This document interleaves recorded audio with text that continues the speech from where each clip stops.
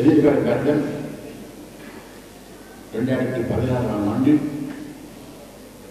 நமது அரசியல் சரித்திரத்தில் ஒரு அதிமுக்கியமான வருடமாக இருக்கும் என்று நான் நம்புகின்றேன்.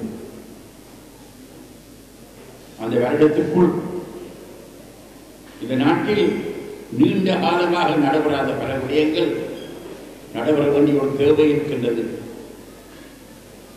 நடைபெற வேண்டிய ஒரு நிலைமை தற்பொழுது உருவாகிக் கொண்டிருக்கின்றது. நமது பிரச்சனை தற்பொழுது இந்த நாட்டில் உள்ளே மாத்திரமே ஒரு பிரச்சனை அல்ல.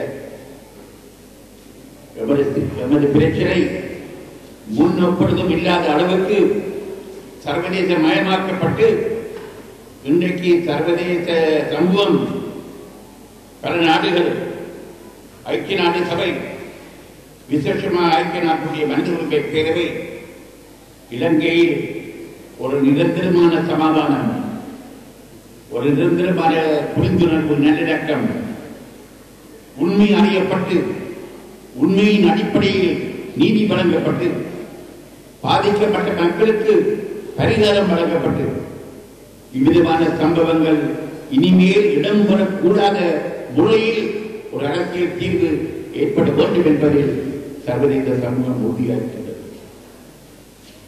அதனால் இந்த நேரத்தில் நாங்கள் எல்லோரும் ஒற்றுமையாக ஒருமித்து எங்களுக்குள்ள உள்ள பிரச்சனைகளை நாங்களே பேசி தீர்த்துக் கொள்ளும் இந்த கர்மத்தை முன்னெடுக்க வேண்டியது அத்தியாவசியம்.